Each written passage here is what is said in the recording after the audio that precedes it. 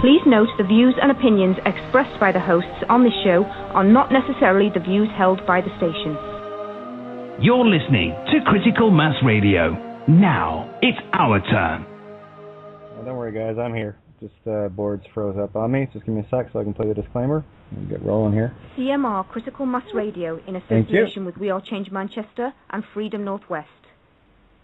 Please note the views and opinions expressed by the hosts on this show are not necessarily the views held by the station.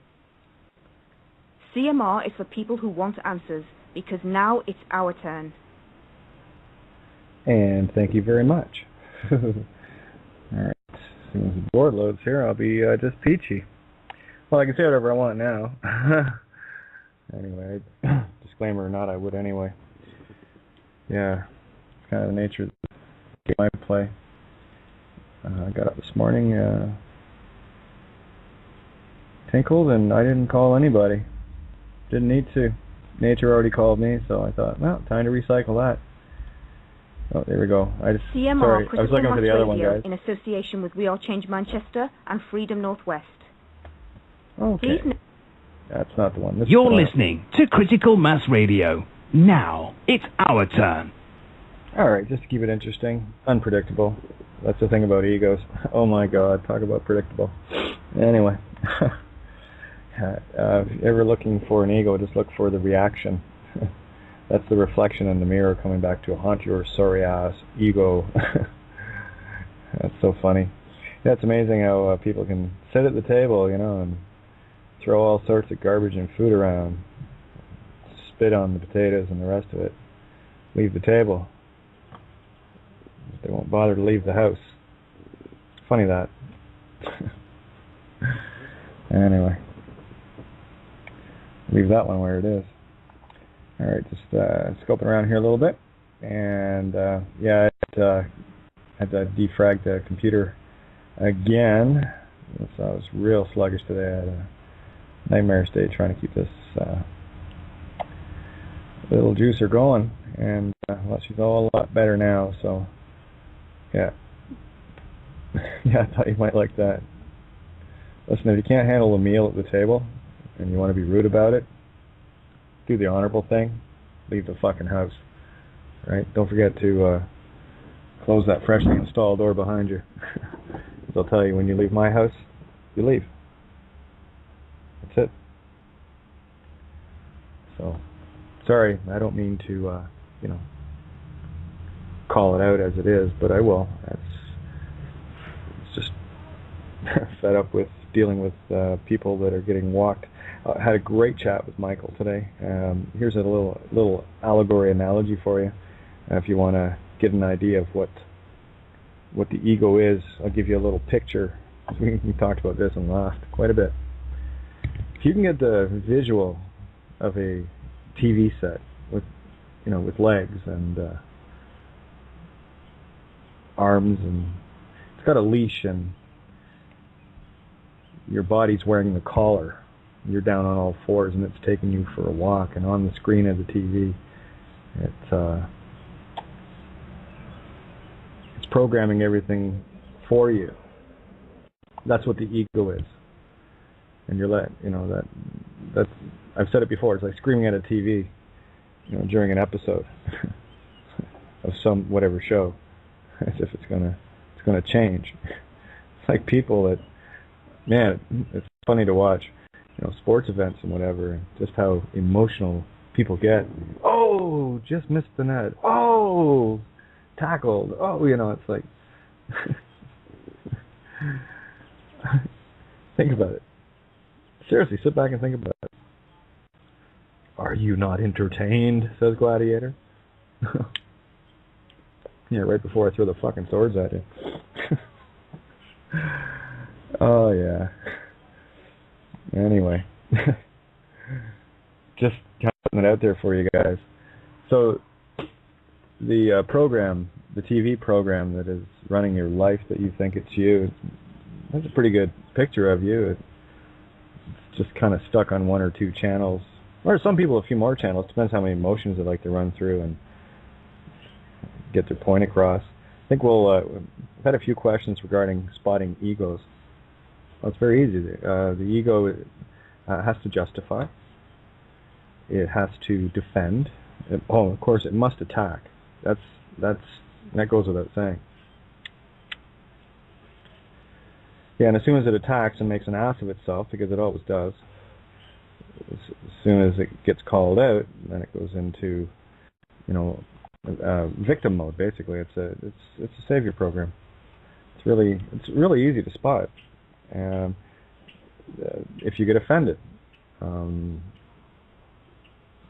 That's your ego. There's very, very few times I will actually allow my three-headed dog to come out of its cage, and typically when I'm dealing with a program that I've just had enough of, I'll say, fine, come on out, fucking fresh meat, go. And it feeds, and it feeds well. Typically, to the degree that, it'll scare people off. It's a nasty bastard, really. You should try living with it.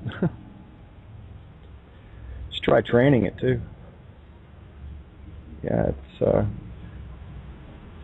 not only is the TLB the tricky little bastard, it's also the tough little bastard, because one of the things that people seem to forget, put it in real terms for you, the ego only exists in the DNA of the meat stick you're in. It is only interested in gratification. It is only interested in taking care of itself. It's only interested in making sure that its survival is as much fun as it can be, because it knows its time is limited. Possibly that same ego gets recirculated through DNA, through whatever means or whatever, I don't care. But the ego, it's like our typical throwaway society. It's at the end of a body. As soon as you drop the American Tourist or Samsonite, whatever luggage you're carrying, meat sticks, and you drop that, the ego goes with it. That's when you get finally peeled clean of the program, and that's where you'll get a chance to fully see it. And those beings that have stepped to the other side know exactly what it is I'm speaking of. It's a different reality, because the ego isn't real, it's a program. Can you imagine being on the TV screen and someone has the joystick in their hand and they're putting you through a game, and they don't really care about you. And they put you up against all manner of garbage and what have you. And that's effectively what egos do. It's about becoming cause instead of being an effect, right? It's about taking your own helm or your own joystick back. And the minute you feel like you have to strike out at somebody, in any way whatsoever, that's just ego. How can I get offended? It's like, I watch a TV show. I love these people that watch TV shows and they get offended by them. Like, fucking turn it off, dipshit. That's ego, though. Ego needs something to bitch about. Ego needs something to destroy and whine and cry and jump up and down about. How do I know these things? Because I lived them. You can't observe something until you've actually experienced it and been aware enough to know that you were actually experiencing it. Going, see, I'm maybe it's just Jiminy nature. I have no idea, but I found myself many years ago. As I said to Michael, there's two modes I was generally in: extremely happy and woohoo, let's go. And the other, when I wasn't in that mode, I was typically in anger. I know where it was seated, so it's okay. I think you guys might have an idea. If you were stuck in prison for 49 years, you might be a little fucking pissed too, but I'm not anymore. I know what it is, and it's a gift of gifts, and it's all good. It's all good. Where was I going there? Oh yeah, about experiencing it. I have been in heated debates with individuals, and the mouth is still going, and then there's me in the background. Okay, Kate, you've said your piece. Time to shut up. No, that wasn't enough. Tricky little bastard's still going here, though. It has to run the program out. It really has to lash out. And there's me still in the background. Seriously, I hear myself, all right, Kate, that's it. You said your piece. Shut up now. That's it. Enough. And then blah, blah, blah, a little bit more. And okay. You need a bigger shovel, Kate. You're digging a nice hole there. Oh, of course. And then there goes the ego. Some more, and then, before you know it, I'm standing in a hole that someone is going to fill with shit for me. So it's great. No, I've been there. I've seen myself do it. That's how I can observe it in others. It's a standard program. It's a savior program. It constantly wants to put people on pedestals so they can knock them down. It's constantly coattailing others to, create something that particular ego just doesn't have the ability to do. And that's the other part about the ego too. The ego really inhibits your artistic and creative abilities to a degree that you cannot imagine. And again, it's only interested in survival. It's only interested in, where's the next drive-through we can hit? Where's the next movie, and all the rest of it. It just wants to be entertained. It just wants to, 7 deadly sins land. That's where it lives. The virtues, the 7 blessed virtues, that's what you are. So there's your duality contained within. And to whatever degree we decide to change the vices to virtues is where you'll start to see where your ego is. Oh, and don't kid yourself. I know when my little 3-headed bastard comes out. I know when it comes out. Because I'm calling it. Well, you want to slay a dragon, you might want to be one. If you want to slay an ego, well, here, boy. That's it. Fresh meat. I'll let it go. Of course, when it's done devouring what it's going to devour, because only ego understands ego. He doesn't understand freaking rationale. No. That's if ego understood rationale, you wouldn't have guys walking around in uniforms. Sorry, it's amazing what you can do to a word by throwing a letter that means it's all mine into it. The letter N, by the way, is possessive. So you can take uniform and turn it into uninformed. It works, doesn't it? Fuck, I laughed when I thought of that one. Oh, yeah. Anyway, yeah, it's been a good in a roundabout way. I had a few other things that I watched Cloud Atlas again last night. I will watch it again tonight because there's a particular allegory that's really deep in there. I'm not going to give it away. Because I want to pinpoint a few other things within it, and I know that when I show you this, it will be extremely mind-expanding, because it certainly has done a couple of tricks for me today, and I still haven't figured it out yet. But it's because I have to go through it and make notes just to see where everything correlates, where the single thread is that's right through it. See, that's what I do. Is I look for things that have a common thread. It has to start and end, but it has to be complete. So if it's a 2-hour movie, from the first second to the last second of that movie, I'm looking for that one thread that goes all the way through it, that every character has in common, that the storyline has in common. It is complete synopsis. It's a fractal of the whole. And that's how I do my research. I look for the common thread. I look for the one thing. That's why, for the name game, I was looking for the one common thread that everyone on the planet had in common. And there were quite a few things. Let's start with, the legal stuff. It was all about the name, I had to think of, okay, what does, and I'm talking in the fiction sense here, so bear with me, guys. Legally, what does everyone have in common? Well, they had to have it in common. It had to be something they took from cradle to grave. And it had to be something that their egos would defend to the death for.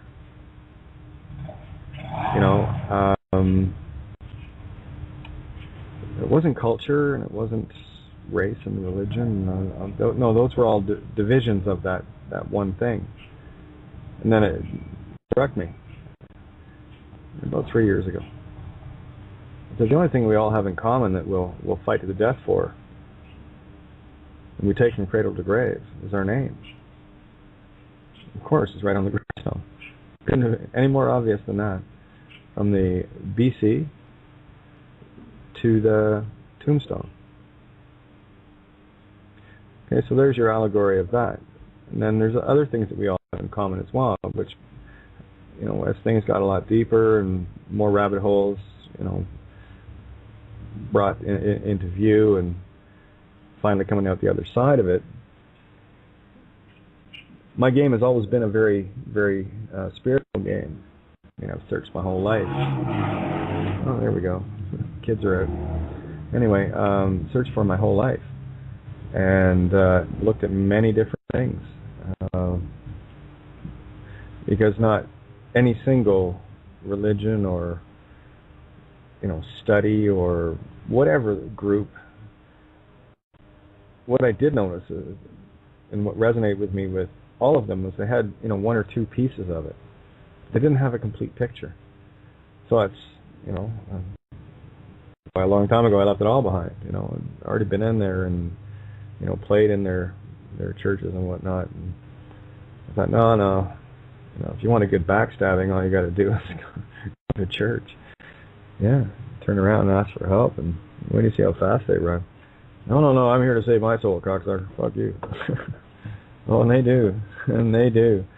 Yeah, there's nothing more arrogant than someone that thinks they're saved. I'm saved, so I've got it all figured out. Yeah, Jesus died for me, and I'm saved. Whatever religion, I don't care. I just pick on that one because that's the one I know the best. And I got thinking about it a lot, and no, that just didn't work for me. No, didn't think so. But let's get back to shredding the egos here. Yeah, the ego is it's a tricky little bastard. It's your own or someone else that doesn't like you, or something that you may have reflected at them, because that's all we are, reflections of each other. And what's the best way to describe this? Most people are too wrapped up in how the message is being delivered versus what's actually in the message. Have you ever noticed that? It's like the word asshole. And I use this as an example because someone, I've been called that many times. Quite proud of it, actually. One instance not long ago, that an individual is no longer in my universe, blocked on all fronts, thank you very much, wrote that to me. Long story. I should share the email sometimes. That freak you right out. But anyway, it scared the shit out of me. But anyway, I wrote asshole, and then they tried to come back and tell me, well, wasn't meant the way. Sorry. You can pull that shit on someone that's asleep and isn't an empath, and doesn't know writing, and doesn't understand sigils, and doesn't feel the intent off the letters. But don't try that one with me. Sorry. Because I took it in context with what followed it, and I didn't see the joke. So there's the example. You can walk up to a friend and go, "Hey, asshole, how's it going?" And they'll be like, "Yeah, hey, good, awesome, thanks, man. How are you?" And they'll call you something too, right? Or you can walk in somewhere and then look at someone and go, "Asshole." What do you think the difference is going to be? It's the same message. It's the same body orifice. It's the intent behind it, right? And people get caught up in that. So I'm going to flip the mirror on it. This is the whole thing about, don't shoot the messenger just because the message pissed you off. Just because the message made you self-responsible. Just because the message says no more of your bullshit. Just because the message says, and this is where you're talking to yourself, yeah, I'm being an asshole, but I won't admit it. The message is what it is. And I guarantee you, the message that you get, if you're listening, will be the same as somebody else, if you're listening without the emotions. Or if you're listening with emotions, if there's 1,000 people, 10,000 people listening, there'll be 10,000 different interpretations of it. I'm trying to narrow it down into, a singular sort of thing. So pay no heed to anything that you might perceive as emotion. I've been on stage a very long time. Very long time. And one of the things I have learned to do is mimic. You see, because I can stand on a stage and be absolutely friggin' terrified, which I am. Shaking in my booties. Nervous as all get out, ready to hurl every time. But I bet you'll never see it. No, all you're going to see is a smile and a let's get the show on the road. Because I know how to do that. I know how to take my emotions and put them back in the cage. Take that three-headed dog and rope it up and say, hey, that's it, Fido. I'll be back for you later. You know, it's about learning the fear. It's like the Judge Bow's video. Yeah, my heart was in my throat. You'd never know it, though. Because I know for one thing, from all the years that I had conditioned that aspect of fear, I knew what it was, recognized it, but I wouldn't let it control me. I would say, okay, that's fear. That's natural. That's when I'm in a situation which could be deemed as survival, be it of integrity or whatever the case may be. It doesn't matter. But I know what it is, so I can take that and go, all right, you, in your cage. I can see you. It's all good. I know you're there. I got this one. And then you go. And for me, it's just simply a download after download in that regard. So, and until you can put the emotions away, your ego owns you. That's it. If you get offended, it ain't you, that's your ego. Because somehow being offended has impinged on the survival. And there's your up-down of the pedestal, lesser than, master-slave program. And I've had many people in my life try to build me up on the pedestals only to turn around and knock me off. That's why I have such an abhorrence for them. Because I know exactly what they are. It's all program. You see, because a lot of beings that have lost a lot of their creative ability, be it for whatever reason, we're all infinite creators, so don't bitch at me if you can't create. You can, because that's what you are. Sorry, ego got in the way of that one. You want to talk to your ego and sort that out. But the truth is, you are an uber creator. You are someone that can out-create yourself, right?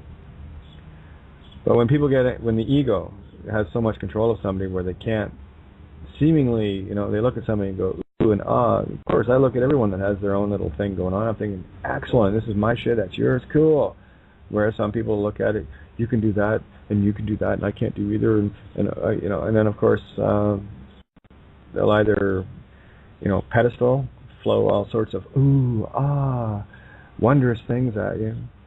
And then, of course, everyone loves to hate a winner after a while. It doesn't take long. Or they try to undermine you, pick away at you, in an attempt to try to gain some of that, misperceived power. Sorry, you got the same power. You're only picking on yourself, dopey. Knock yourself out. You put me on a pedestal, I'll knock you off yours. That's how it works. No, I stand on a level ground, table's level, everything's good, no swords, no scabbards, nothing needed, just lots and lots of food. And if you want to throw food around at the table, that's fine. But when you spin potatoes and shit like that, leave the table. And while you're at it, leave the house. Because you're still missing the point. Or ego will dictate, I'm going to hang around the house and be a sneaky little fuck and see what I can poke at and do and, wait for my moment to pounce. And that's what ego does. Fuck, man, this is so old. It's so predictable. It's such a stupid little program. And there it is. The tricky little bastard thinks it's clever. Oh, I'm going to be smarter than... Yeah, that's your problem. You're using your anal ISIS. You're thinking with your asshole. You're analyzing. Analyzing, you're staring at a butthole. Okay? keep going. Analyze everything. It's never figured out until you feel it.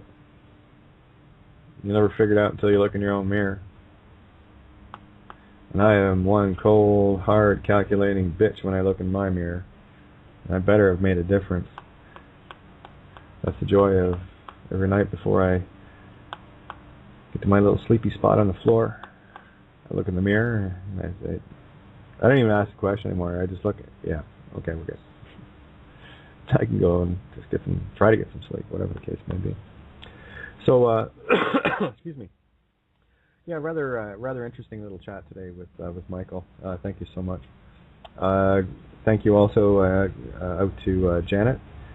Got your Skype credit yesterday, day before. I've just been trying to catch up with everything. Thank you so much. It means I have an ability to make phone calls even. And of course, thank you to MJ as well for sending along the same. So it's greatly appreciated. That means if I need to and I have internet, I can. And my phone's down, I've got a means to call landlines, which is a good thing. Thank you. It's one more little peace of mind that it's been a long time coming. I can't remember the last time I had a Skype credit. Holy. I don't even think I've ever had one on this account. I know with my old account I did, but that one I didn't use. And after not using it for, I forget how long it was, it cancels it out. So whatever credit was there, Skype gobbled it. That's just because Mr. Gates needs more money. Yeah, okay. Way to go, Billy. Yeah, Billy shut the gates. Anyway, where was I going? I was talking a little bit about the whole time concept. I will touch on that as well today. Again, I'm trying to keep things in the now and keep things where, it needs repeating to get people to grasp the concept. Whether it's right or not, it just, it hits and it feels right, it thinks right, and I talk to people and they go, yeah, okay, I get it, yeah, so I'm okay, fine, it's resonating. That's the only way I can check anything is in the mirror of me, and that's you, right? Oh, and vice versa. The only way you can check anything is in the mirror, that's me. Maybe check out what's coming at you. Mirror, mirror on the wall. Yeah, give me a chainsaw, egos fall. That's how it works. Ego's another thing that's easy to balance out. It's very handy to have it. That's your analytical program. It's just the whole analyzing thing took over you. That's the savior. You looked at it as crutching, and but it's very easy to get control of. It's a handy tool when you're walking around in a meat stick, yeah. It keeps things logical. It's not chaotic like creation can be. There's only one place that you can go that is void of ego. And it's the only place where there is true motion. Everything else is sitting still, by the way. It looks like it's moving. No. Emotion means no motion, means stopped, still. And there's only one motion in the universe, So I'm going to put forth the motion, and the motion is love. Do I get that seconded to carry that motion? Yeah, love's the only motion there is. That's your creative divine feminine. It's just create, and of course there's the masculine, divine masculine out there trying to grab all these beautiful creations and make sense of them, put them in some sort of order. And then of course, because the left brain masculine intent is the ego ruler, and of course sure at some point the ego goes, oh geez, that bitch just keeps making shit, and I'm getting, if it wasn't for me, this stuff wouldn't be organized, and if it wasn't for me, we wouldn't have order. Hey, wait a minute, I'm way more important because it's order out of chaos. Yeah, right, okay. I'll tell you what, organize this. Nothing. Yeah, that's the thing about nothing. The void, divine feminine, the nothing. There's nothing needed to make order of. Talk about a big rug to get pulled out from under you. And don't get yourselves all in a tizzy and in a knot, women saying, yeah, women are, and guys saying, yeah, whatever, duh. You're both. So you're going to get pissed off at, if you're male and get pissed off at a female, or female get pissed off at the male, you're just getting mad at yourself. That's your duality at war with itself. You're both. At the end of the day, when everybody's sitting in a room listening to a song, you all got your eyes closed, what gender are you? You were neutral because you weren't thinking about that. Right? Yeah, so if you want to get neutral, or you want to get rid of the ego, you got to get neutral. Oh, fine. And I've seen it more and more lately, and I think it's kind of neat. It's almost like these parts of me are, as soon as I just look at it and go, yeah, okay, I've been there, and they just peel away. It's like these last little remnants of shit that's stuck to my canvas is being presented for me to see if I'll bite. No, I won't bite. Got people popping back into my universe, and no, I remember the last bit of cutlery you left for me. Thanks, no, not interested. It's okay, I got rid of that part. And remember the video game thing. When you are quote awake unquote, and I say that term very loosely because the minute somebody tells me they're awake, I know they're sleeping. I'm not awake. Still on Earth. Still in the game. If you're walking around in a meat stick, you're asleep. This is the dream, boys and girls. So don't tell me you're awake. You're not. You can tell me you're, becoming more aware. But don't tell me you're aware, because if you were, then you wouldn't be here in the meat stick, would you? Like me. We are becoming that. This is the journey. When someone makes a claim absolute, then they're saying that I put limits on my universe. Yeah? In an infinite universe, infinite potential, where everything, not just anything can, that's not big enough. It's where everything is possible. Right? These are important things to me. These are the little gems that I sit and ponder, trying to make sense of it all. And of course we're here and we're having a game, and for whatever reason, some of us are in different roles to play, and to bring this game into a little bit more fun. And so I'll tell you, it hasn't been much fun. It's had its moments, but in the grand scheme of things, if for example, if I do a 3-hour show out of 24 hours, I might have another hour's worth of fun there, but I'll tell you, a lot of work goes into it, a lot of stress and everything else. So out of the 24 hours, I had 4 hours of what would be perceived as fun. Well, 3 anyway when you're playing, right? Hauling ass with gear and stuff, that sucks. But anyway, what about the rest of the day? And that's effectively what we're dealing with here. We're dealing with people that walk through their lives, pumping in a quarter of their week into work just to not enjoy the homes they're in because they're too busy working too many hours. Typically, 40 hours, if you've got in terms of the Whore of Babylon world, if you've got a good hourly or good salary, and you only have to put in 40 hours, well, that's one thing. But a lot of people out there that are 2 and 3 and 4 jobs, just to keep, 1, a roof over their head, and 2, themselves and their kids fed. That doesn't leave a whole lot of time.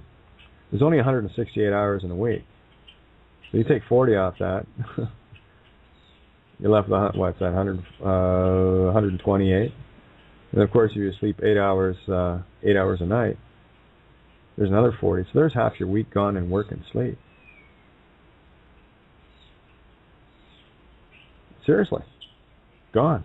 Half of it's gone before you even wake up. Isn't that funny? And then, of course, at the end of the week, what does the whore do? The whore says, well, 95% of that check you just got is gone in taxes anyway. Whether it's right on the top of the check, which is funny. I used to laugh at people say, I paid X number of dollars in taxes last year. They're employees. And I said, really?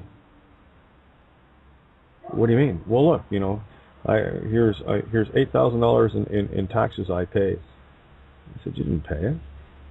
Well, what do you mean? Did you write the check for that? Well, no. Then you didn't pay it. It's just money you didn't get. Somebody else paid it. Right? Somebody stole it and gave it to somebody else for you. But you didn't actually physically write the check. Because I'll tell you, that's the big trick. If you were writing the check every week to the government for the X, you'd have been pissed off a whole lot sooner than you are now. That's the thing. They do it so clever.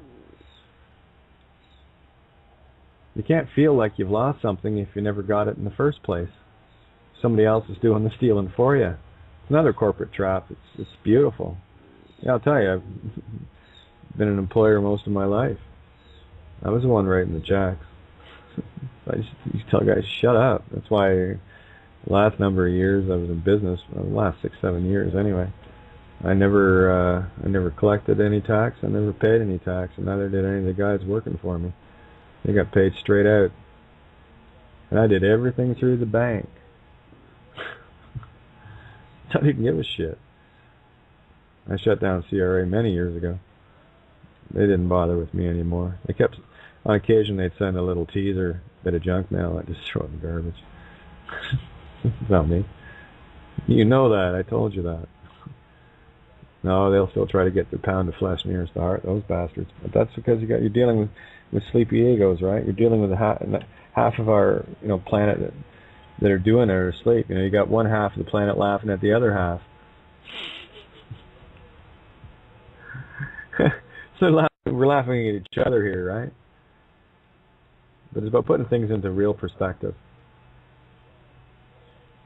So if something irritates you, or if you think one thing or the other, I tell you, there's one thing don't do with me. Don't tell me how I feel.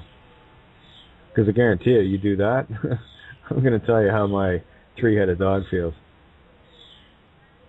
I know who I am, I know where I am, I know what I am, I know when I am, and I know why I am. Don't try to tell me about me based on a skewed perspective or an assumption of what you think. Because I'll tell you right now, what most people think are egos. Don't listen to the TV talk. As a matter of fact, I take a sledgehammer to it. Then I very carefully remove the collar from around your neck, and I take the leash off, and then I say, okay, now stand now. But on your knees crawling for too long, just stand, and the program's out of the way. Of course, there's the busted up TV, stick being lying mashed in the corner in pieces, right? You'll think twice before it comes back.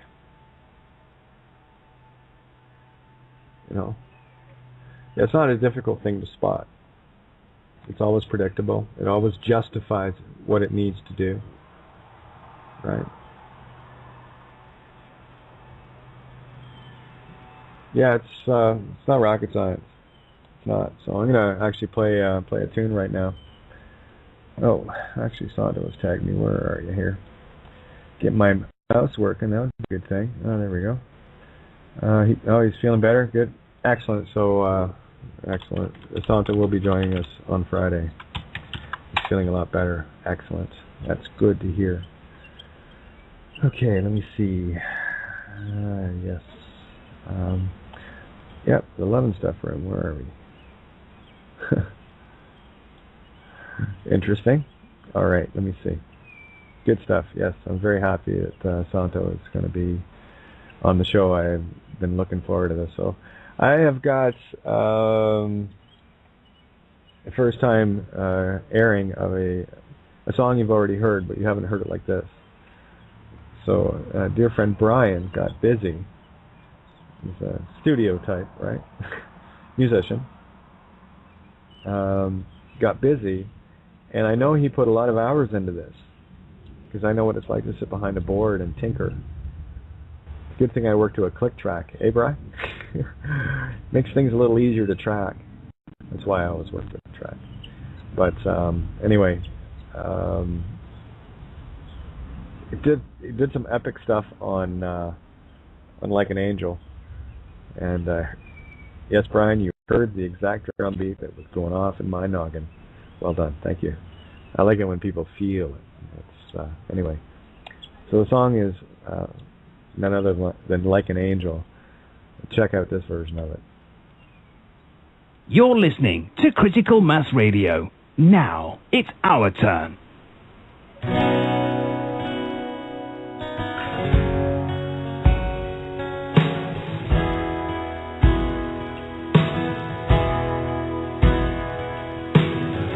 From somewhere like a dream, your world washed over me and took me far away, so very far away.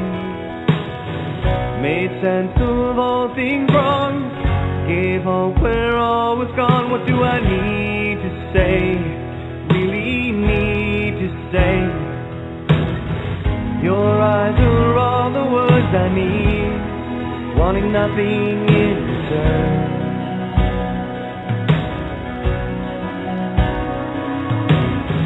Your love is unconditionally.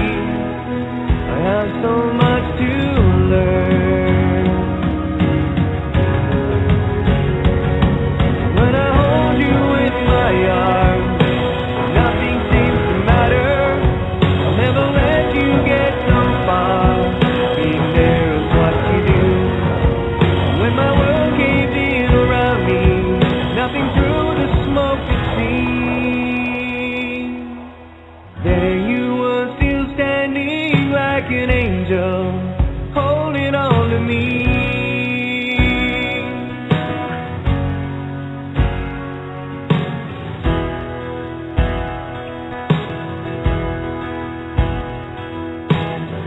Somehow you pulled me through, turned faith back into truth completely, so completely. Held strong when others ran, gave my heart a place to stand, and you saved me, more than saved me. Your eyes are all the words I need, wanting nothing in return.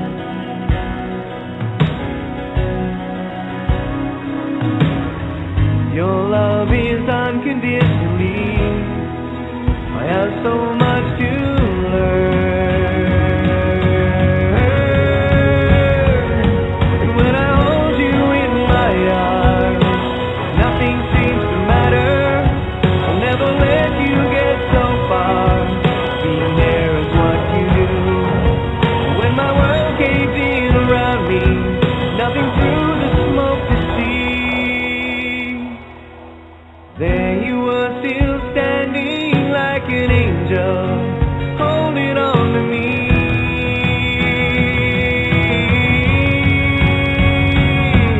When I hold you in my arms, nothing seems to matter. I'll never let you get so far. Being there is what you do. When my world caved in around me, nothing through the smoke to see. There you were, still standing like an angel, holding on to me.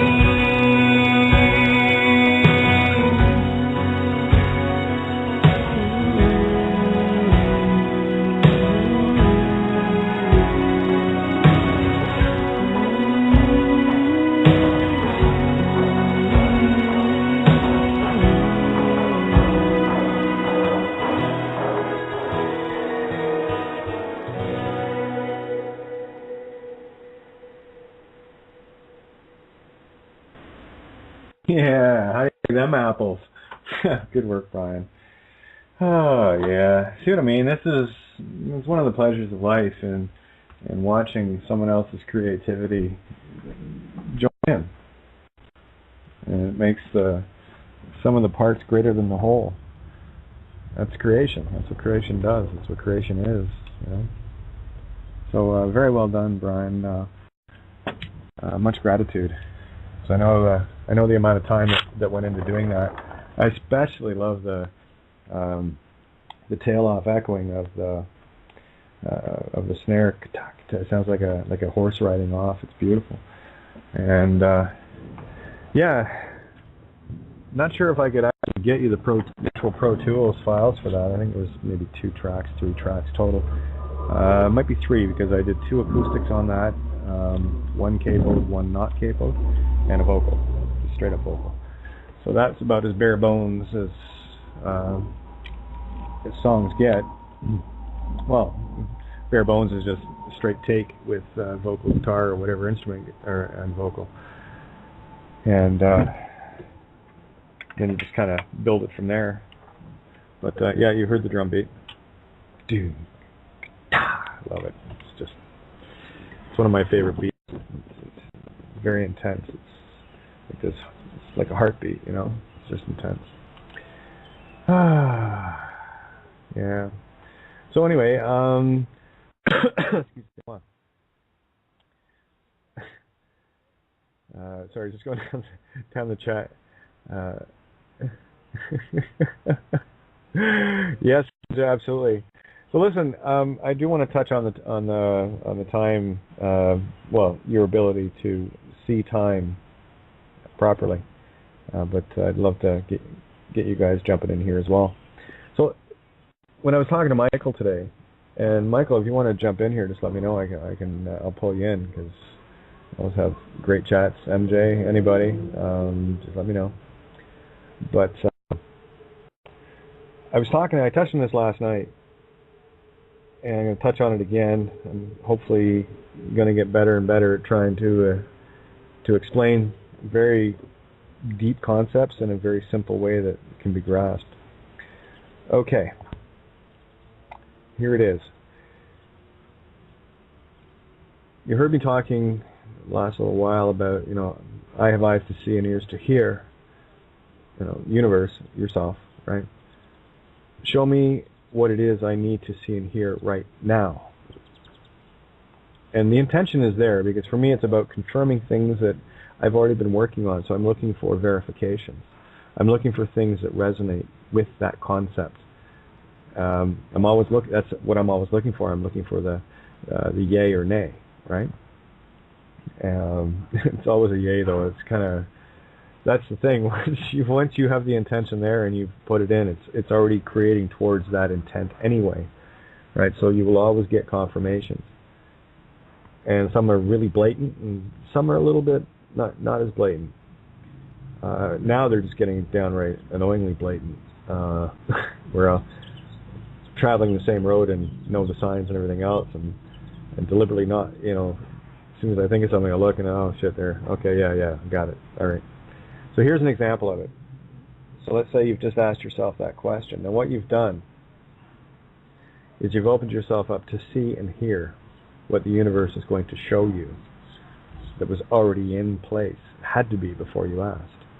Otherwise it wouldn't materialize. Get it? So here's an example of what I used with Michael today. With the name game thing,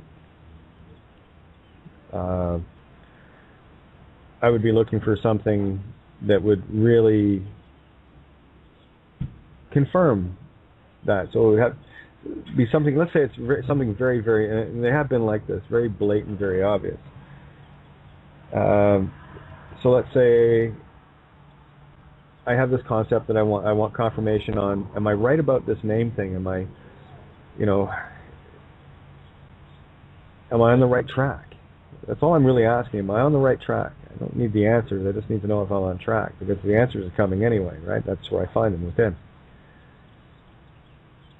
So I'll put it out to the universe. I have eyes to see and ears to hear. Universe, show me what it is I need to see now. And then, of course, I'll be driving along, and I'll look over my left shoulder, and there's a big transport truck going by with, on the side of it, it says, no name. As it's passing it. that kind of shit. That's real for me. That happens all the time. Universe tells me exactly, and it'll tell me too without even asking. Because I'll look at something, it'll resonate. You know, it might be someone that's within my, say, a new individual in my vicinity or whatever, and I will get messages to let me know whether to keep an eye on them or if they're okay. And I've had many of those, and they show up exactly when I'm not asking for them. It's like these warning signs along the way. So for me to say like the allegory of this truck going by that says no name, here's the trick to the time though, because I didn't see it in my rear view mirror. It was out of view. It had to be there before I asked that question. That thread already had to be in place in order for that coincidence to occur. So the truck was already behind me, although I could not see what it was, and I didn't have an inkling of what I was going to see. When I was going to see it, I knew it was going to be after I asked the question. I could have asked that question anywhere, you know? So what I've done, and what this is for looking at 0 point, no time. Yeah, it looks like it's going to be a fun night tonight. All right. The fact is that already had to be in place in the universe, ready for you to see it in the now. See, it's still hard for me to try to explain this. It really, really is.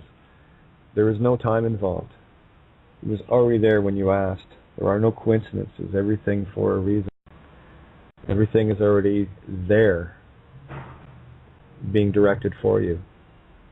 We are dealing in a masterful, beautiful game, if we can see it. And we can be one of two things. We can be a cause over it or an effect from it.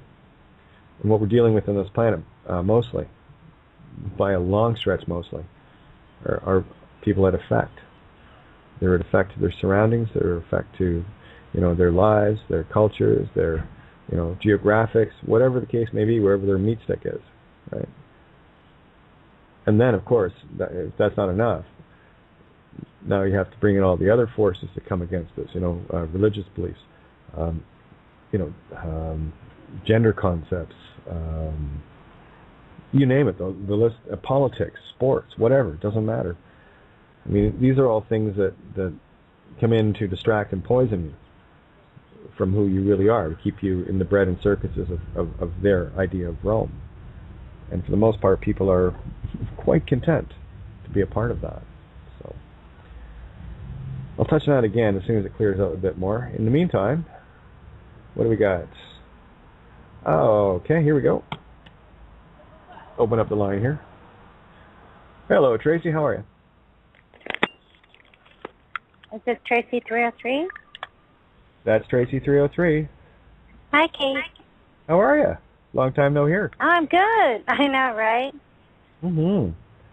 I just want to tell you that I'm still here with you. I have been listening, and I'm still here. I didn't think you wouldn't be, hon. You're way too smart. Don't tell anybody. I got this blonde thing going on. Oh, do you? Oh. Damn. That's all. I hate when that Wait. happens. Yeah, so what's on your mind? Seeing as you're still hanging out. Oh, what's nothing. Up? No, I didn't want to speak because what you taught me in your language of, what do you call it, the human diagram? What do you call that? Oh, Human Design America? Yeah. I recently learned that I'm a projector, although I don't have a... I was going to say you're a projector, aren't you? Yeah, but I wasn't invited, so I understand where I missed or overstepped or was in error. Well, there's no errors. Yes, there was. There was total error. No, yeah. There's That's no all right, though. I don't mind it. Oh, no, there's no such thing as making mistakes. That's the illusion. Everything is perfect. We just have I'm not fearful of making a mistake or upsetting anybody, but it would be better to be invited, which I wasn't. So that was my misstep. I would call it a misstep. That's okay. all. Ain't no harm, no foul. It's all good and beautiful, and you're still beautiful, and all good, baby. Yeah. Again, about the mistake thing. I just look at it as the alternative mirror experience in order to gain this mirror, right? So there are no mistakes because, for me, you see, thank you. I spent a lifetime trying to prove everything about me was wrong. And what it gave me was a perfect mirror. But what if I could see you? And you've had experiences with me. Maybe I'm too forceful or too something. Can I ask, may I just have a request? Sure. Yes, I can, because I just asked that question, and I'm going to answer it. See, I love when people catch themselves in that. Yeah. I'm going to give you my email address, and I'm going to offer that to you. So that, as a projector, you don't ask me questions. So I'm just going to put out my email address and ask you to mute me out. Is that good? Sure. Well, you're on Skype now? No, I tried, but I'm still not. Oh, you're missing all the fun. I don't like spending.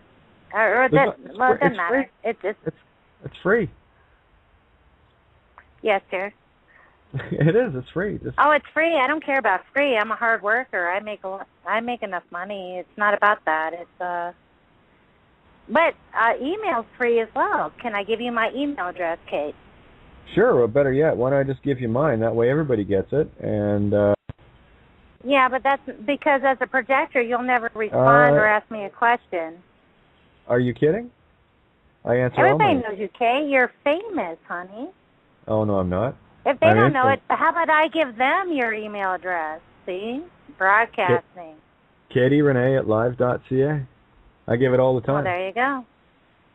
Yeah, and I answer my email. But that wasn't the question, was it?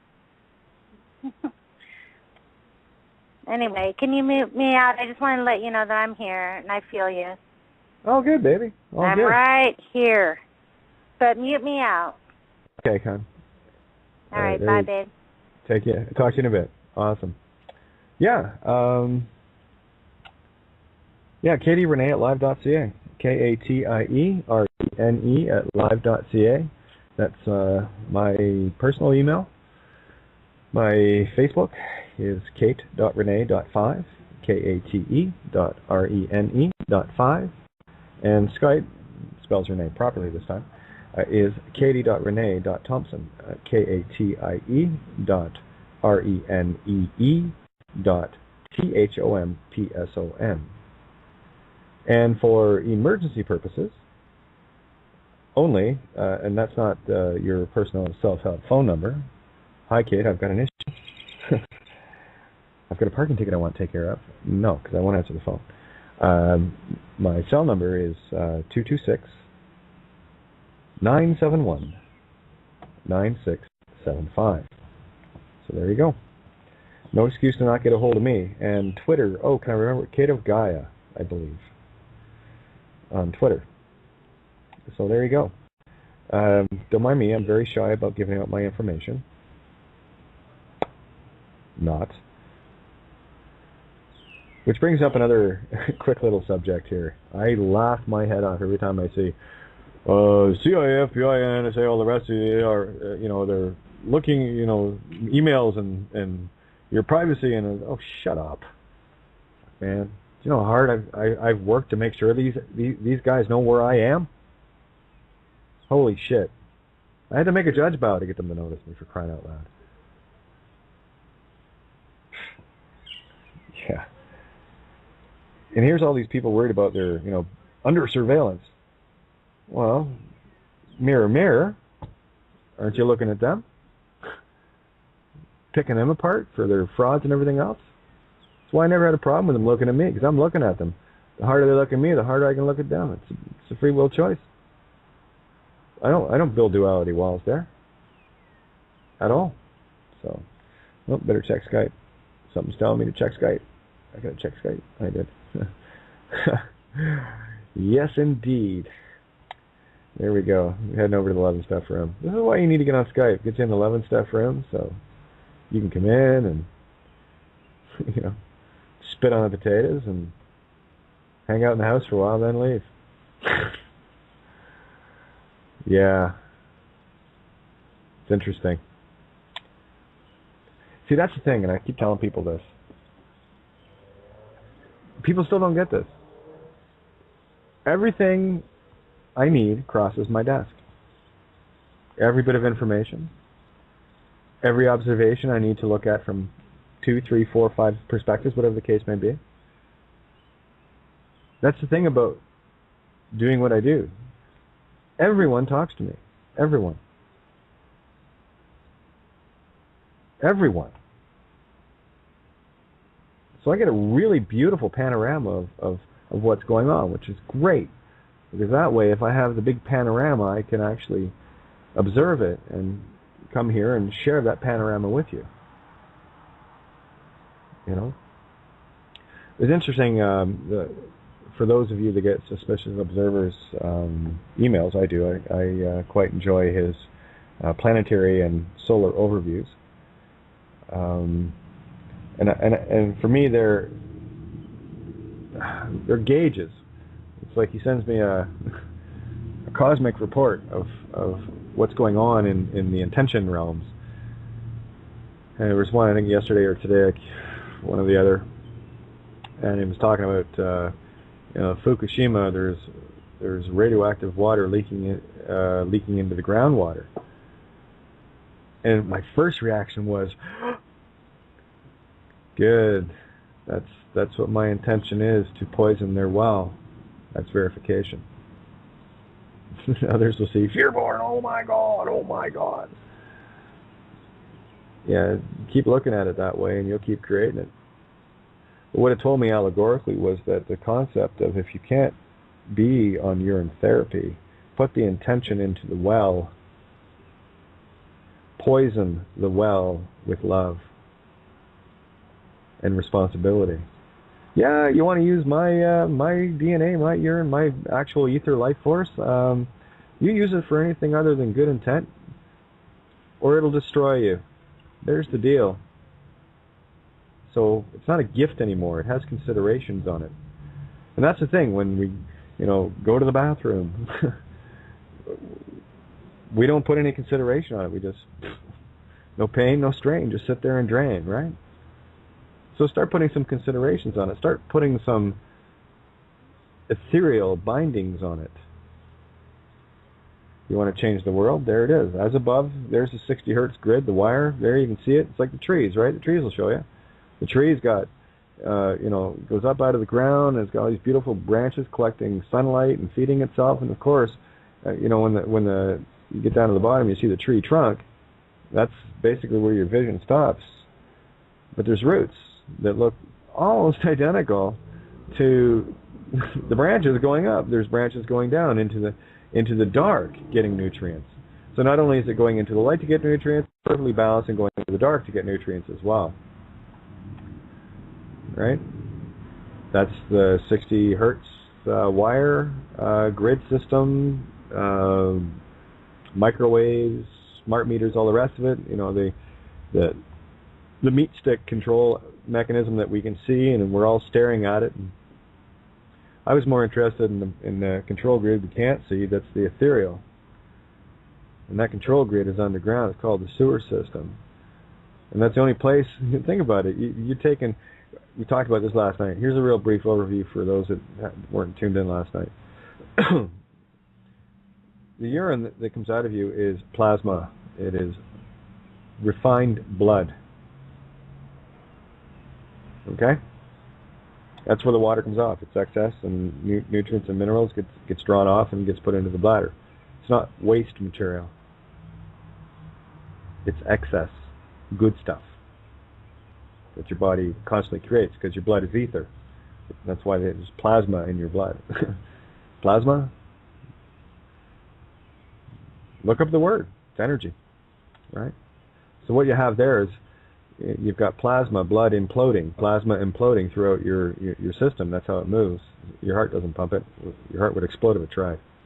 Right? It just regulates it. Keeps it a nice rhythm going, and the Merkaba, and keeps that energy field in a perfect place. So when that water goes, the blood goes through your kidneys to be cleansed, yeah? Okay, all the toxins are taken off, and of course that goes to the waste part.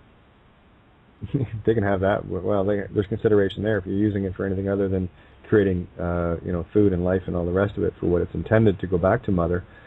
You got issues now, right? I'm not just sorry. I don't give a shit. You're right. I don't give a shit. You're paying for it now, right? Oh, good night, Lisa, hon. Ninja just popped in here, so I'm going to do that. Got your mic open, hon. Okay, so you got your plasma, that your blood going through your kidneys gets cleaned, and the excess water that's not required in it is drawn off, along with all the excess nutrients to be stored in your bladder. And typically we shouldn't be evacuating our bladder.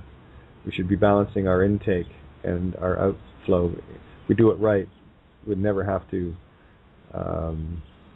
urinate, because your body would reabsorb everything anyway naturally. But that's ether, right? That's literal ether. That's spirit. Your blood is your spirit. That's why they're after the bloodlines, spirit lines. Okay. That's why they've been the analogy or the allegory of a vampire. We look at them as parasites and vampires sucking our blood. Well, yeah. Well, they don't have to, because we're giving it to them in the form of urine, in the form of pure plasma. Cool, huh? And where does that go? It goes into the sewers, goes into the dark, and it gets drawn off and used it well. Anyway, Ninja, how you doing, hon? Yeah, hi Kate, I'm good, thanks darling. Yeah, how are you? Oh, good. Fun day. Yeah, I just wanted to say that I did that thing today, what you've just been talking about, the intention for the urine that does go into their system. That they don't have permission to use it for anything other than, Good intentions. Yeah. And that, should they do that, then it won't be of any use to them, and it'll probably be quite harmful. Yeah. That's why I call it poisoning the well. You want to mess with my life? It'll either be the cure or the poison. Choose. Yeah. I mean, I think that's even the people like us who do actually do the urine therapy. We're not necessarily taking every single drop, so there is always going to be some of it that goes that way, or other ways. So yeah, there you are. Yeah. There you are. Well, you can use it in the garden. You can use it everywhere. Wash your hair. Wash yourself with it. You want to heal cuts and whatever. It's got your stem cells in it. You want to get rid of cataracts. You want to improve your eyesight. You want to improve your skin. All the rest of it. It's loaded with stem cells. Where do you think the stem cells are created? They come from the ether, guys. That is your connection, right? And what happens when blood stops going to the brain? You get a stroke, right? And it shuts down part of your brain. And if it happens long enough, that's effectively a stroke is as close to death as you're going to get without dying. And you lose a bit too much blood, and that's your ether essence. It's gone. That's your life force. That's why they're after the bloodlines. That's why they want to keep the bloodlines in a certain line, tied in with the ancient pharaohs. And they're easy to spot too, by the way. They've got elongated hands. I guess one of the other traits that was being described was small eyes and a large mouth. I'm definitely not one of them. Yeah, well, I've got large eyes and a small mouth, but boy, it sounds like a big one. I've got tiny little hands. No way I'm one of them. That was one of the jokes, because I've got small hands and feet, and of course guys with small hands and feet, right? Really? I say, yeah, I've got small hands, small feet, huge personality. Okay.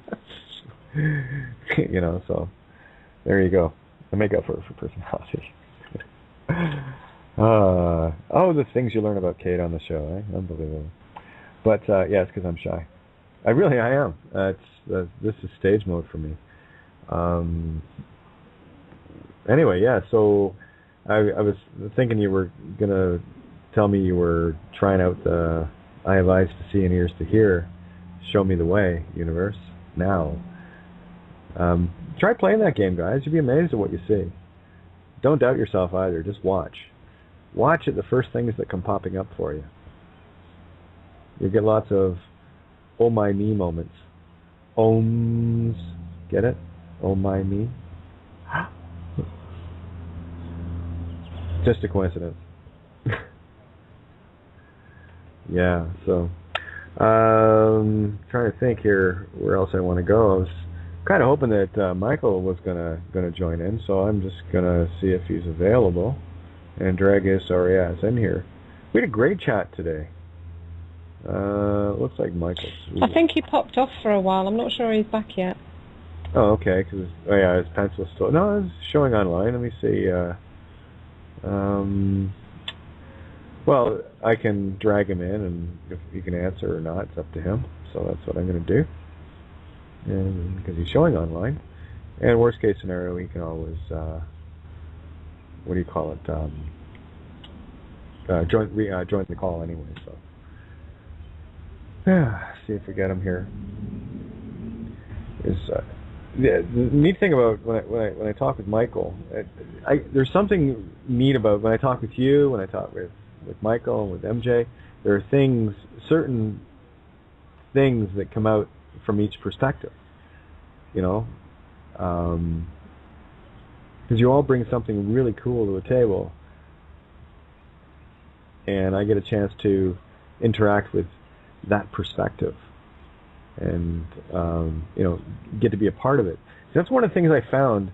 The more that you try to become and actually do become part of another perspective when you're talking with someone, the world just opens up for you. Because what you're doing is when I'm talking with you, Ninja, let's say, or anybody, I am putting myself in your shoes, from your perspective, to see how it is that you see things. And there's a lot of people I've done that with that I most certainly don't see from where they're coming from, but I want to see how they're seeing it. So that's about being open and being willing to experience another part of yourself. We could talk all day long about I'm you and you're me and love and light and all the rest of the the standard patter that goes on with this awakening, whatever the hell you want to call it. I hate labeling shit, but until you actually make the effort to be the other individual, to try to see it from their perspective instead of playing the one-up game, and the people, they're the ones that you say, oh yeah, I had a cold last week, and they come up and say, yeah, I had the flu, and then you say, well, right after the cold I broke my leg, and says, yeah, it's funny because right after my flu I got pneumonia and fell down the side of a mountain. Whether it happens or not, it's irrelevant. It's all about ego, one up.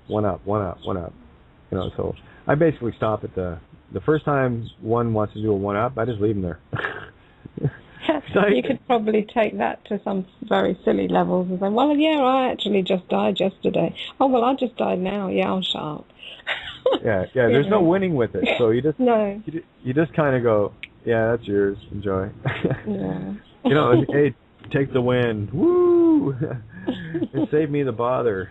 Seriously. And so many people do it. And they don't realize they're doing it because they're running a program that they don't see. It's a drama program. It's part of the TV. Well, what it is it's this thing about I need more drugs from the official drug pusher than you need because look how many I've got. Oh, exactly. One for every day of the week times. I don't know. Yeah, not one for every day of the week, but it was seven for every day of the week. All different things. It's terrible, isn't it?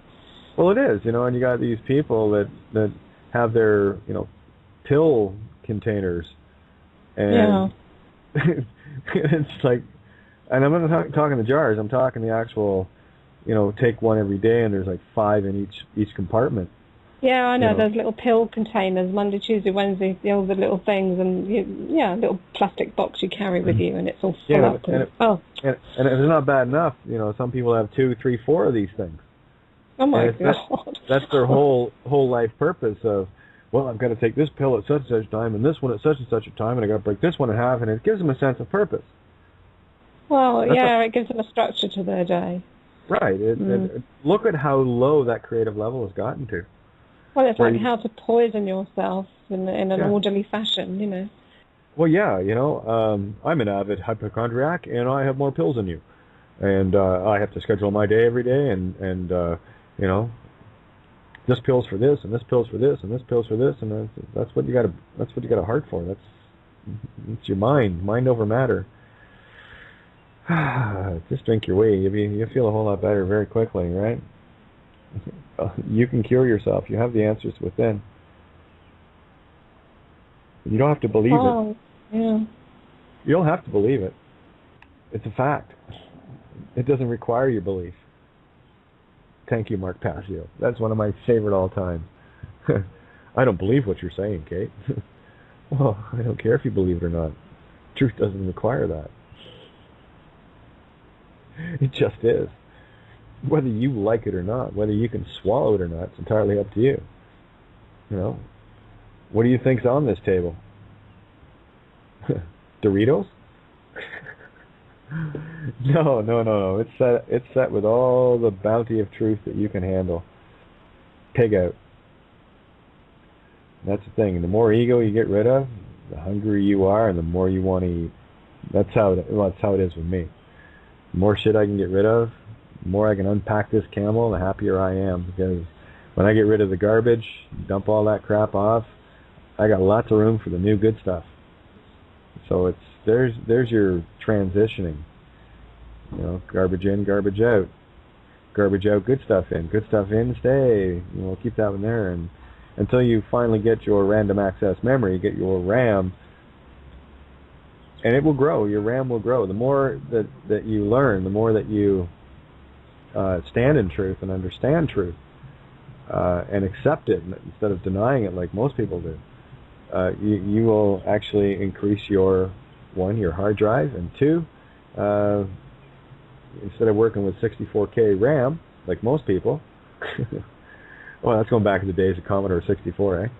Woo, that's old. Anyway, wow, do you remember the old... Careful, you're showing your age now. I know. Do you remember when the 186 came out? It's like, whoa, it's so fast. And then the 286 and 386, 486, and then you got into your Pentiums and stuff, and it's like, holy shit. Yeah, we've watched the evolution, boys and girls. All you kids out there with iPods and the rest of it, you have no idea. I actually played Pong in a bar in Ireland. Okay? Oh, I remember when the Pac-Man thing came out, and and there used to be one in this disco that I used to work in when I was 16, and all the guys were queuing up to play this machine and throw their money in it. Yeah, it was hilarious. Or was it the tennis one? I can't remember anyway. One of the very first ones. Yeah, is that what you call it, Pong? Yeah, I can't remember what it was called. That was the very first video game, Pong. Yeah. I remember. Yeah. It was like, ooh, 2 paddles and a ball. That was it. That was it. Yeah. And now you're talking full streaming, 3D, like crazy ass real life looking stuff, and I actually haven't. That's the thing, is I haven't seen what video games look like in quite a while. But there's another analogy, right? We, in terms of the awakening, we start with Pong, and as we awaken more and more, things become more real to us. So there's another allegory. Watch the trends. I mean, it's like I said about the Fukushima thing that suspicious observers put out. I saw that only as the allegory of a confirmation of poisoning the well. Well, now it's our turn.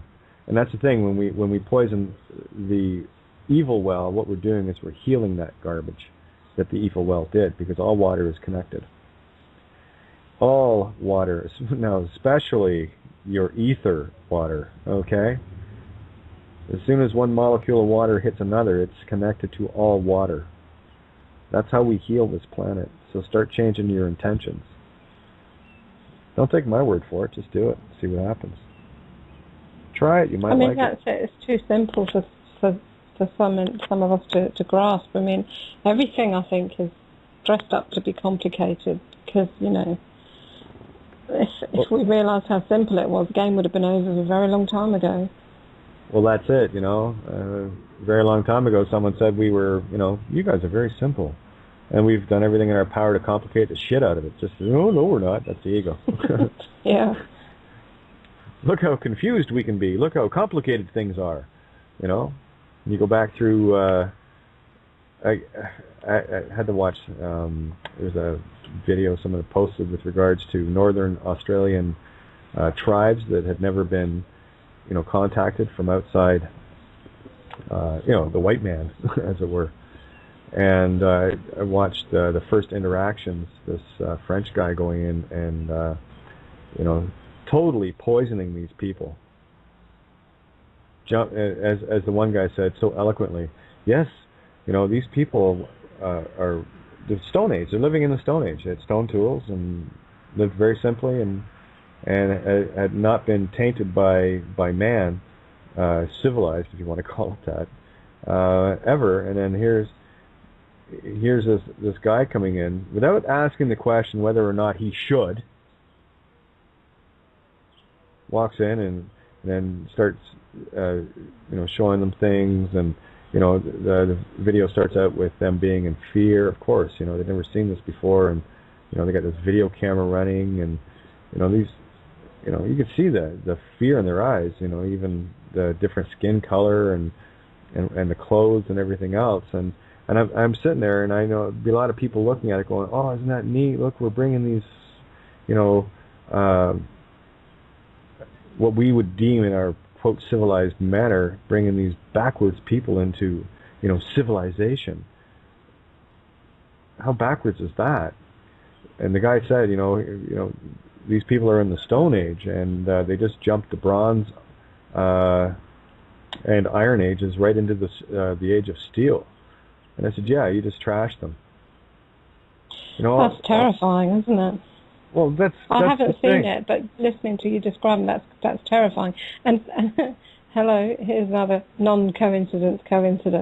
You just mentioned Indigenous Australian people, and I was talking about that very thing earlier today here in the house. Huh. Yeah, just a coincidence. Oh yeah. But a lot of people will look at that video and go, "Oh, that's so cool," and look, they tried rice for the first time, probably GMO. And they got to see plastics and I looked at this camp that the guy had, these different plastic bottles and all the rest of it, and none of this stuff's completely non-biodegradable, et cetera, and this guy's, talking about bringing an ancient culture into the modern age. What, you're going to teach them how to litter? How to create things to destroy the universe instead of living as they have for countless millennia? Stone Age, you're probably talking tens of thousands of years for this guy to walk in and go, "Hey, I'm going to do a documentary on visiting a tribe that's never been touched by the hands of man before," and just totally mess up the universe. It might have been better had he left all his stuff somewhere several miles away, walked in there alone, presented himself for their inspection, and asked, "Can I hang out with you guys for a while and see what you can teach me?" And then when he learned whatever they had to teach, he might have decided he didn't need to go in there and screw it all up. But that's the arrogance of the ego. The ego says, "I have something better than you, and I'm going to show you that it is, and you're going to take it." And instantly creating a master-slave program. Here he is with his little machete, and he's cutting away at a branch, and it's doing quite well. And then they brought over one of their own handmade stone axes, to chip away, and didn't do anything close to what that one did. And then he handed the stone axe to one of the females in the tribe, and she walked away with it. And then, he basically said, "Well, that means everything that we're about is completely useless." This guy walks in there with, I'm sure, good intentions of studying, but he never stopped to ask, why he should, and then of course why he shouldn't. I'll tell you right now, that is definitely something I would not do. By all means, observe if you can. But these people have lived like this for tens of thousands of years, and you just walked in there with your plastic tarpaulin camp and all the rest of the trinkets and garbage that goes along with it, including feeding them genetically modified rice. There's something so wrong with that. Yeah, but there's the mirror of it. The vast majority of people will look at that, and there will be some looking at it the way we're talking, but the vast majority will be going, "Oh, that's so cool! Look how much we're helping them." Really? Look how much you're hurting them. Look, you just destroyed thousands upon thousands of years of their way of living. What are you going to introduce next? Fucking religion? How about politics? Oh, he'll be opening up a McDonald's on the corner there, and the flipping sex shop on the other corner there, and Totally. Bring it all on. Yeah, hey, let's have a Coca-Cola. Cheers. Jesus. So, what was accomplished there? Taking another very pure thing and poisoning it with modern nonsense. Listen, you're living with the environment just perfectly. We don't want you messing with it anymore, so here's some plastics and shit to destroy it, okay? Okay. Yeah, that works for me. But I don't know why I went off on that, but it just... that was a couple it's just like the Victorian... what do you call it? It's gone. The missionaries. Send one of them to every corner of the earth and let's just destroy everything we can find. It's doing that all over again, but haven't we learned from that? No? Okay. Well, apparently not. So it just boggles my mind. And that, for me, is a trespass on the free will choice of these people to, live their lives as they were living them. And given that they were there and constantly traveling, that's how they lived. They lived with their environment, living with their environment. Been working for thousands of years. See, there's the thing. That's a typical engineer mentality. It's working perfectly. Let's fix it. And yeah, I dealt with a lot of engineers in my day. Yeah, let's take a wheel and modify it to work better. Yeah, okay. How's that working for you?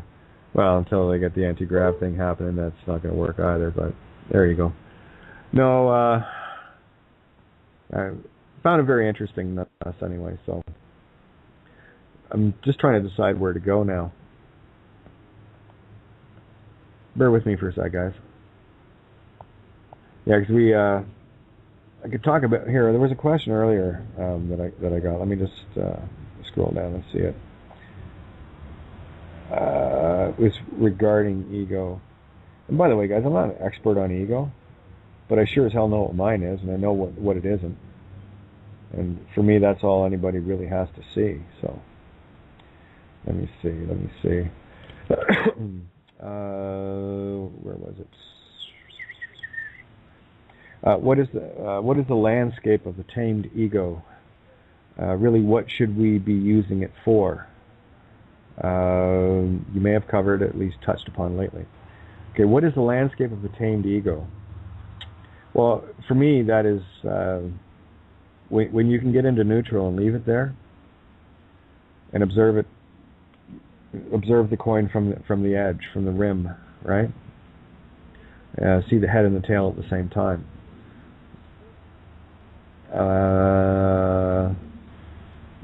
That's not an easy question to answer, but okay, what should we be using it for? Well, again, for me, the ego is the analytical, and it's also very emotional. And the minute you cross emotion with analytical, you've got yourself a raving lunatic. Okay, that's where things can get heated, things can get silly and just downright dumb, and all the rest of it, right? I'm not saying that you need to be Spock here, okay? That would be a good start, actually. But you know, you got to learn to crack a smile too, right? It's got to be fun or I'm not playing. So the landscape for me, see, I'm constantly vigilant of it, and I'm constantly asking myself when I'm answering people, am I answering this with the proper intent? Am I answering it with, or even asking? It doesn't matter, answering or asking. Is there anything attached to it? Is there, you know, anything hidden that I need to see in it? Like, you know, little shards of ego, what do they call that? Self-serving? Or is it something that I'm doing or saying or being that is not only in service to myself but in service to all? You see, because here's the thing, when you're doing things in service for all, and I'm not talking from a slave position here either, I'm talking just from doing things because you can. You're helping yourself anyway. It's like I use my own children as an example. You know, it wasn't enough for me to have my children brought up in a good home and all of that, you know, where all that all turned out, thank you, system. It wasn't just important for me to have that, it was important for me to have that for all children. Because it didn't make sense to me to have two children that, you know, brought up, balanced, well-mannered, you name it, courteous, kind, compassionate, loving, etc., etc., etc., when somebody else doesn't give a rat's ass about how their kids are brought up, and they're, you know, typically the bully in the schoolyard that ends up being a cop and then continually manifesting that same nonsense in a bigger kindergarten called grown-up land. So it didn't make sense to me to, you know, just solve one, because eventually they would meet at some point on a grander scale, you know. And when you can get everybody looking at the same things the same way in the neutral positions, there's no need for wars. There's no need for harm. There's no need for any of that. That's all ego program. Ego is all about competition. I have to win. I have to win. I have to win. And I hate using the word, but it fits, you know. And we're all guilty of it. We've all done it. Yes, and it does sneak in on occasion, absolutely. You just got to be aware of it, be mindful of it. Because if you're doing something that you're not aware of, that's one thing. But I'll tell you, if you're not observing the reactions of others around you and adjusting your actions accordingly, then it becomes a willful act of in ignorance. Because deep down inside, everyone knows when they're doing something wrong, when they're doing something that is against the free will choice. And that's why I want to look at Cloud Atlas again. Yeah, there's something very interesting going way and above the allegories. It is one like a super allegory, because as I'm going through it last night and the night before, I'm watching all these different allegories being portrayed in what's going on in society. When I was talking to Michael today, excuse me, he had mentioned something that Glenn Beck had said on Friday, and you know, one of the things I'll give Glenn is he's so impassioned, and I gotta be blunt about it. I don't know how he gets away saying some of the things that he says, and some of the topics he brings up, and some of the people he takes on, and some of the stuff that he exposes, because it is like large scale, blatant. But one of the things that Michael had said on Friday, and this is why I can see what we're doing at this table, is really getting into the Akashic, and it's starting to show up everywhere, and it even showed up on Glenn Beck's show on Friday. I would rather have Michael explain it because he actually saw it, but the gist of it was, you know, people, you better wake up. You if you're doing things that are wrong and what have you, this is not the time to be doing it. Things are changing, and it was almost like this beautiful warning to everyone. And then I also brought up the idea to Michael is we got to stop with this. I hate the elites. I hate this and I hate that about the cops and all the rest of it. Yeah, I'll throw the stuff out. I'll just be very blunt about what it is they're doing and what sort of intellectual level I'm observing. Because really intelligent people and caring, compassionate people don't do what they do, right?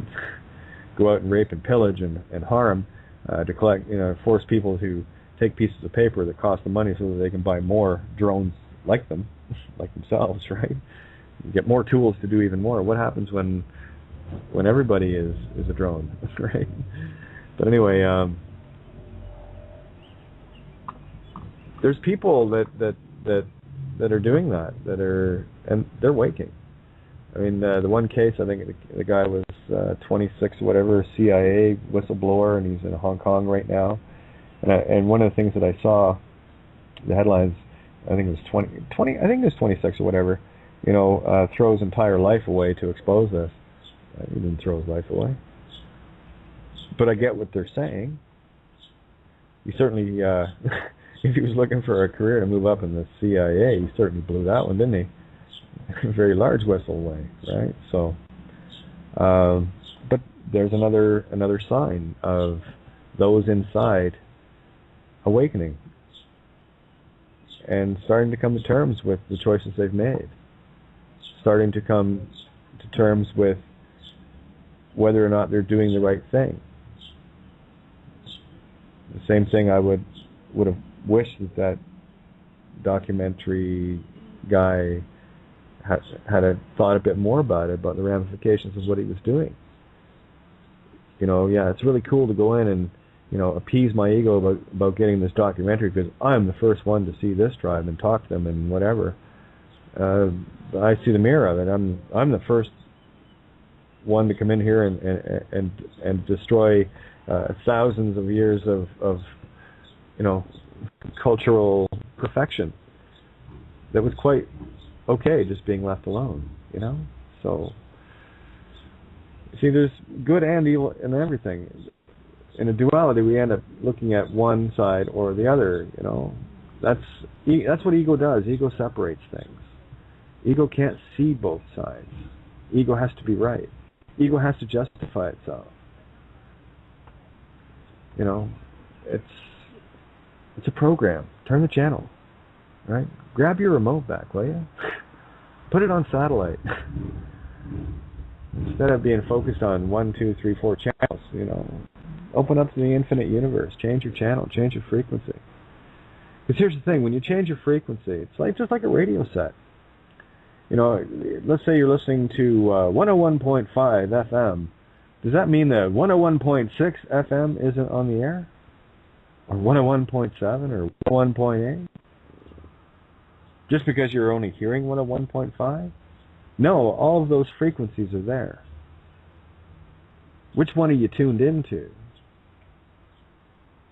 Are you right down to the bottom at 8.1?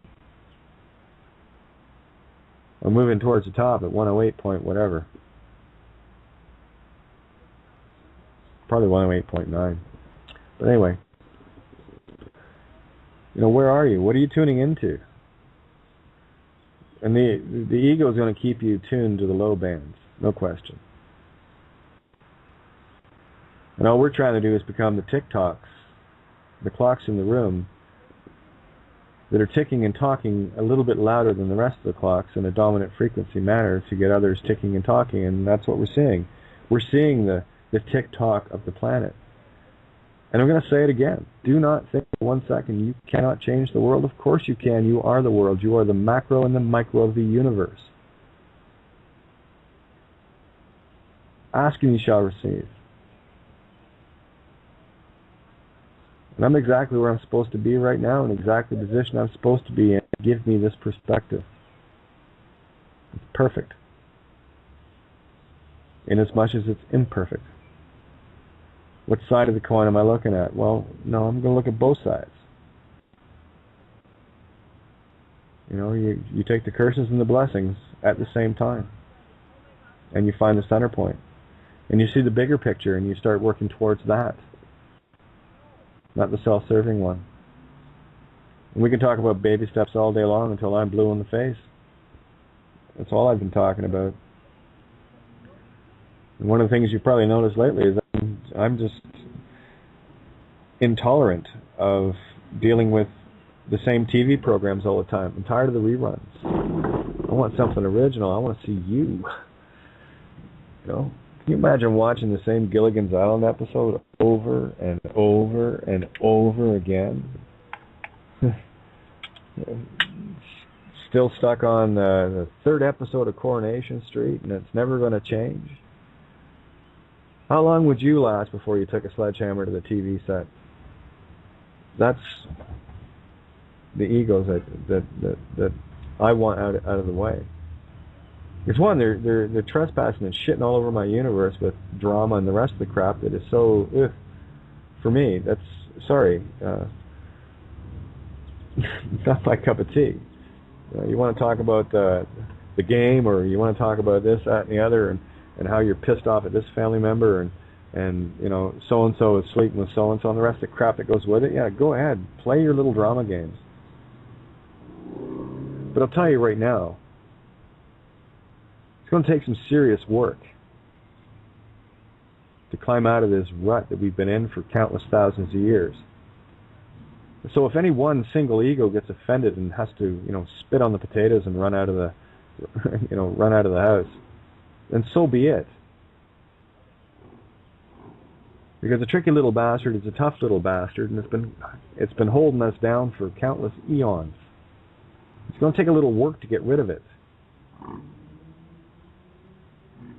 And I assure you, the prize is worth it. It's up to you to see it or not. It's up to you. I was talking to Michael about the meat stick thing as well. Here's your choices, boys and girls. Say you have a choice about being a meat stick over and over, dying and being born and dying and being born and dying, you know, lifetime after lifetime after lifetime, and you know, being at total effect to this system the way it is, and you know, having pseudo fulfilling lives. Excuse me. Basically, you know, powerless in terms of creation, other than what you can do in the physical realm, and blah blah blah blah. Or would you rather have, you know, that Harry Potter side of you back, that Alice in Wonderland, that Dorothy and Oz, that co-creating ability, your God essence? You want to travel the universe, you can. You want to create new ones, you can. Which one would you pick? I mean, if you want to pick the first one, I'll start carving your headstones for you now. I'll have to, you know, whatever, I'll do the one for now, and then I'll make sure there's at least another 20 or 30 sitting there waiting for you. If that's what you want to create, go ahead. If you're quite happy being the meat stick, but I'll tell you right now, if you don't want to be that anymore and you want to move back into your God essence, it's going to take a little bit of work, and it's going to take some serious grinding of the ego, and it's going to take a whole lot of shutting up. And it's going to take a whole lot of not taking stuff personal. It's going to take a whole lot of not being offended and trying to one-up the next one to you, because somehow your life is either A, better, or B, shittier. You want to play the ego games, you knock yourself out. Just don't come to my table and try to play them, because I'll chainsaw them. That's where I'm at. You're playing with your whole existence here, boys and girls. You move up from here, or you move down into, you know, have a look around. What do you think this universe is made of? This is consciousness. You know, the table stuff and all the rest, that's consciousness. Is that what you want to be? Part of the creation instead of being the creation?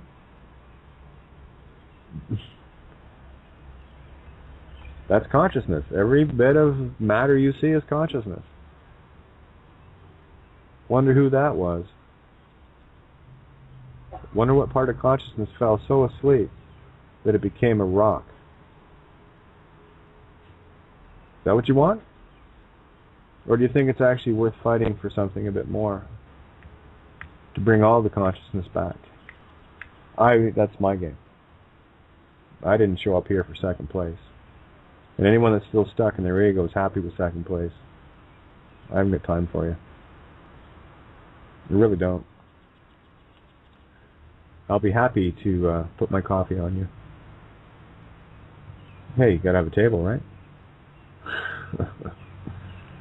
So, anyway, I care that much. I care so much.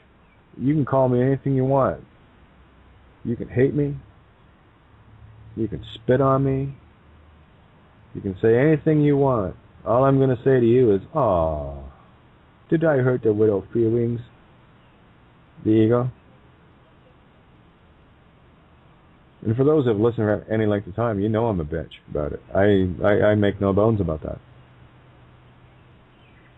Because we've been pissing around for too long. We've been doing the same things over and over and over again, expecting somehow we're going to awaken. And the war still happens. Well, not so much now. That game's over. You know, we're already at that point. You want to push it over the top, that's up to you. There are many of us just holding position right now, just waiting for you. We already have the high ground. We've already won. We're at critical mass, literally. It's just a coincidence that this will be the last station I will be on. I knew that as soon as I showed up. Critical mass. Oh, we made it. We're at the critical mass now. Good. It was just a coincidence, you know. That's where we're at. And every intent that you shift, and I know you've been held down for a very long time. You've been convinced that you're less than, that you're children of a lesser God. You've been told that you'll fail. You've been told that you've got wrong answers to things. They showed you in school little X's and check marks. They trained you so well to be of the failing mindset. And then, of course, they'll sell you self-help books full of all sorts of bullshit. To make money, be successful, get deeper into the trap, you meat stick, you. Eat your fellow man, get as much skin as you can get. No, the game had to be a bit deeper. We had to go looking in different places this time. I gotta tell you that my walk in particular has not been easy. Looking at and for the things that I have been looking at and for. And then trying to convey these concepts to people. The good news is people are getting it now. They're starting to see the as above, so below. They're starting to see the fact that they are, uber gods having a very low level human experience. That's shifted. It's evident with the planet. The magnetic north and south are moving towards each other, faster and faster every day. The sun is getting whiter and whiter every day. The solar system has changed. There are things happening out on the planets out there that scientists just cannot explain. Like how an entire planetary bandwidth on Jupiter disappeared. How things move and tilt. It's all out of whack because we're realigning it. We're heading for home. We're heading for Cygnus.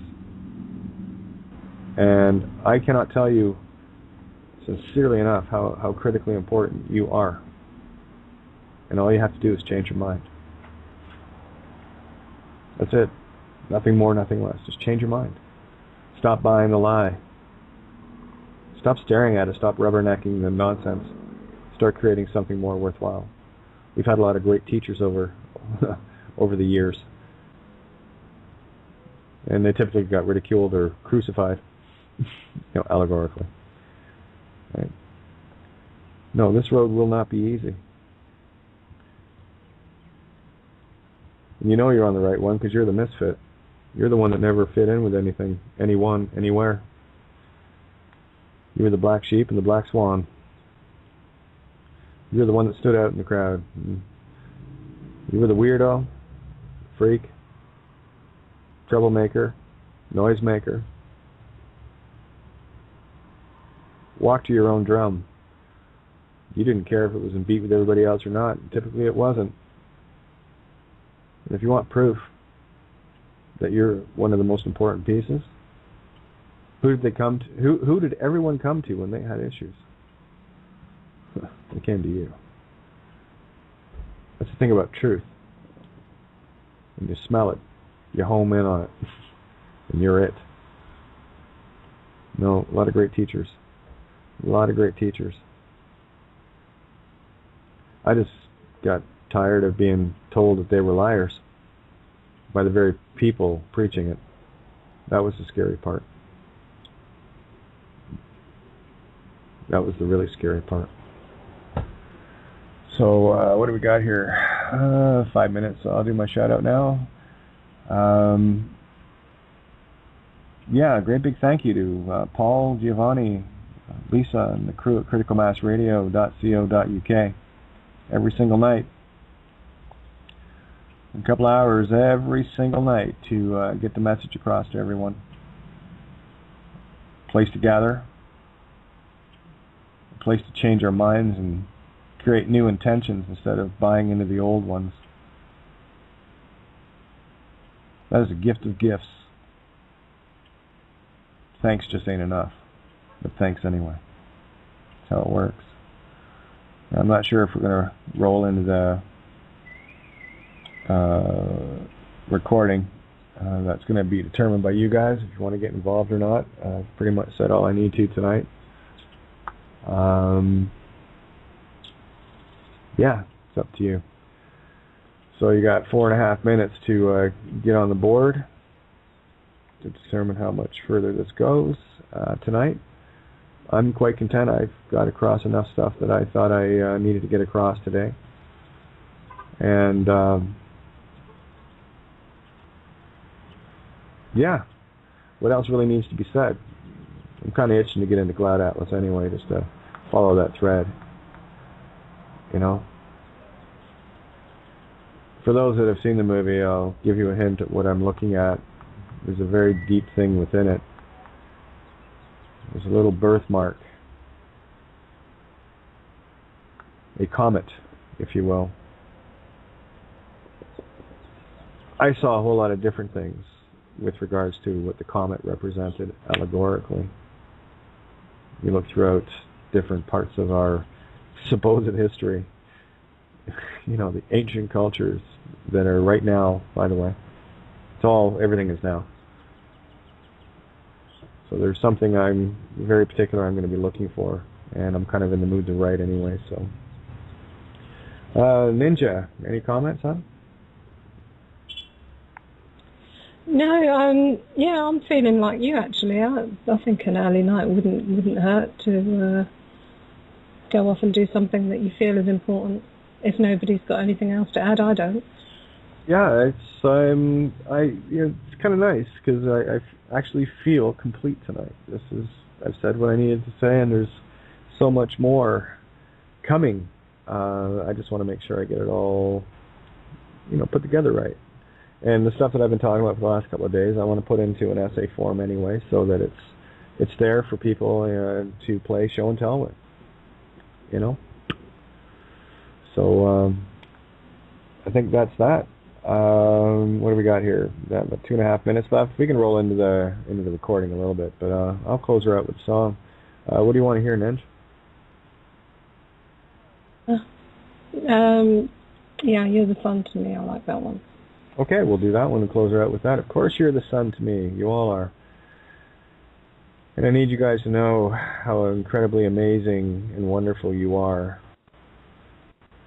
And if that's the only message I ever get across when I do these things every single night, that's the only one I want to get across. That pisses off the gamers, right? Those who think they have you. So on that happy note, I will say thank you to everyone listening tonight, and again, tune in tomorrow night. Same time, 7 p.m. to 9 p.m. Eastern Standard Time, and midnight to 2 a.m. Greenwich Mean Time. So much love to you guys, and we'll pick this up tomorrow night where we left off, and I love you. It's that simple. So we'll close out with the song, and have a great night. You're listening to Critical Mass Radio. Now it's our turn.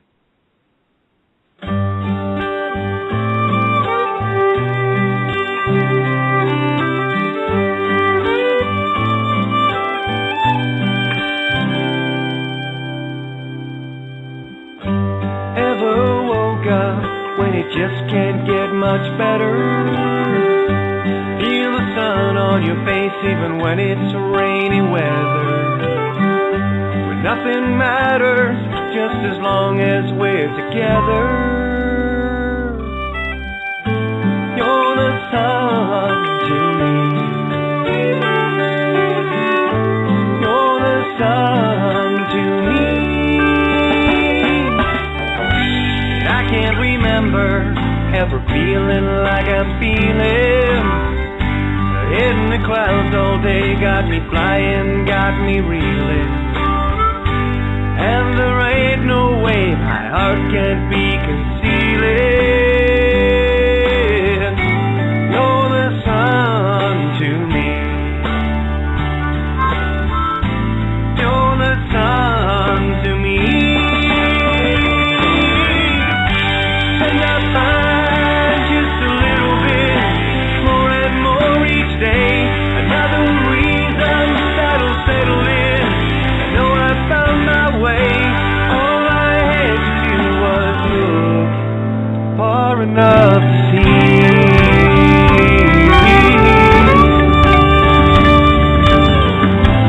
You're the sun to me.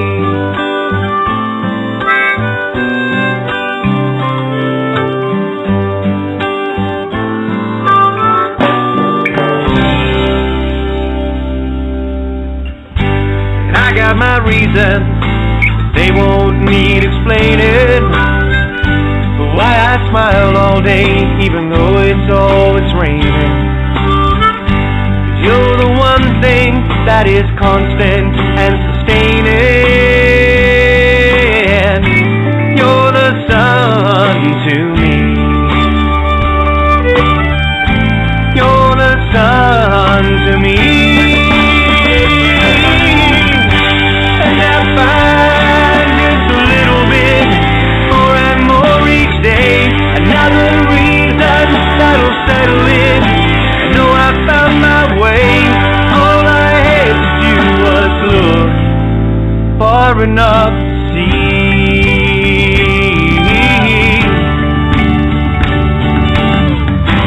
You're the sun to me. And I find just a little bit more and more each day. Another reason that'll settle in. I know I found my way. All I had to do was look far enough to see.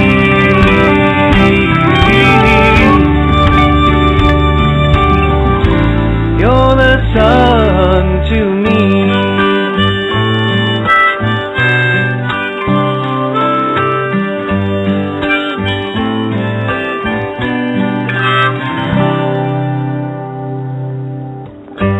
Ever woke up when it just can't get much better?